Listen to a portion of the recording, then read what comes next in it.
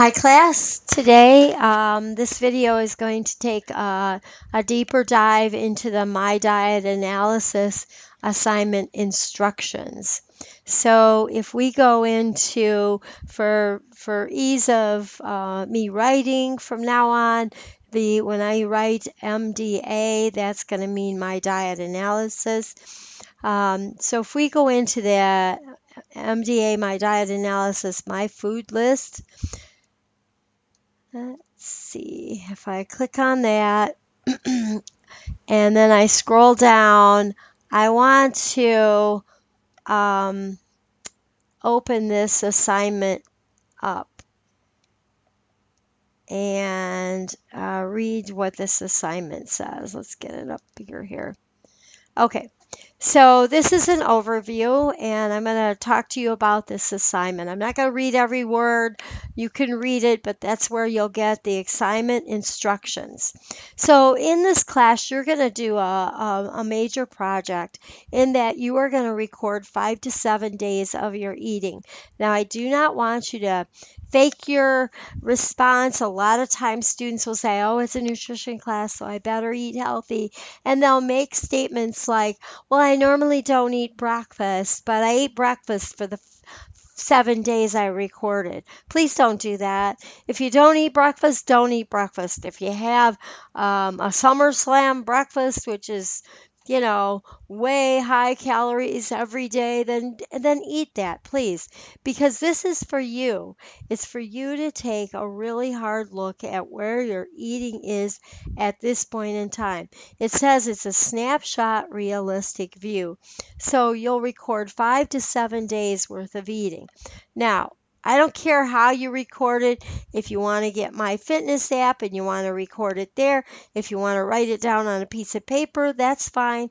But even if you use My Fitness Pal, you're going to have to turn around and transport it into the My Diet Analysis so that you can get the reports that I need and you need to analyze your diet.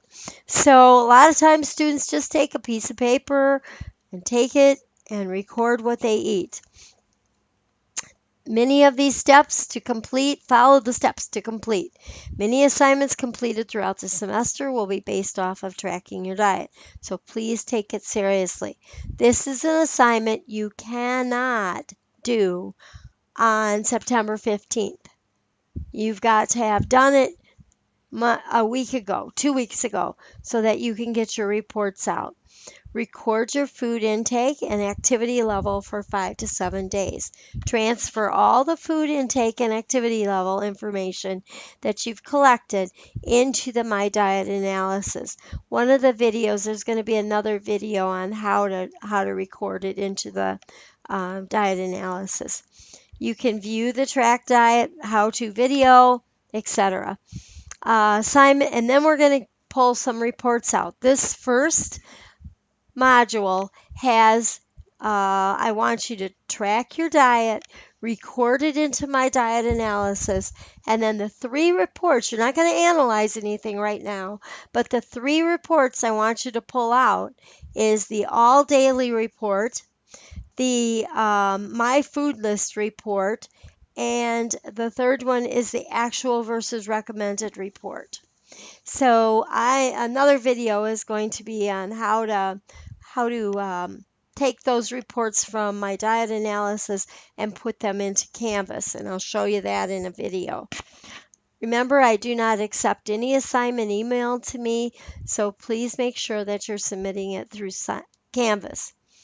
Other things that I want you to think about is keep a record of everything you eat and drink, including water and supplements, for 5 to 7 days. You can begin on any day of the week. Just be sure to include a weekend day or a whole weekend. Describe your food intake as accurately as possible. For example, instead of milk, if it's 2%, write 2%. If it's skim, write skim. Instead of wheat bread, was it 100% stone ground bread, or is it just wheat bread that's somewhat like white bread? Try to fix it or excuse me, try to match it similar to the items that are in my diet analysis. And I'll show you that in the next video.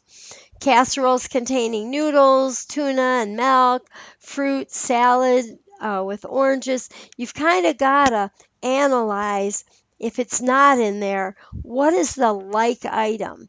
For example, if it's a casserole with noodles and cheese, okay, it's noodles and cheese. It's not mac and cheese, but it's very close. Then it has some chicken in it. All right, how much chicken does it have? So you can take that chicken out and record that separately. I want you to get the best snapshot you can get. Record amounts eaten in common measures. A cup, 3 tablespoons, 4 ounces, 3 ounces, one slice. Food portions are often underestimated. So it is important to record these amounts accurately or the entire intake will be invalid. And I'll know right away. I can look at your reports and I can tell whether or not you took time with it, you just whiz by it, you put weird amounts in it. You know, if you had something recorded as 22 grams, well, you got to look to see what that 22 grams is. Is it 4 ounces? Is it 2 ounces? And record it accordingly. Sample serving sizes are found in Chapter 2. You can look at the appendix for serving sizes and nutrient values of common foods. You can click on My Plate and Healthy Eating Tips for household measuring equivalences. Or you can look at restaurant websites. Again, you can use the MyFitnessPal, but you got to take that information and you got to put it into this diet analysis. You may or may not be able to find the exact vitamin or mineral supplement in the dietary analysis software food intake, so use your best guess. For example, I take a liquid calcium. Well, if I looked at calcium and there was no liquid calcium, I would take, all right, it's calcium citrate, and I take 1,200 milligrams, so I would find hard, um, a hard pill, a tablet, calcium citrate, and I would record that. All right, so that's the My Diet Analysis program or assignment. Now, when you go into your assignments, you're going to see that through this module, you have 3 assignments besides the profile: my food list, my MDA actual versus recommend intake, and MDA all daily report. Now, sometimes students will write and say, but it says the same thing in all 3.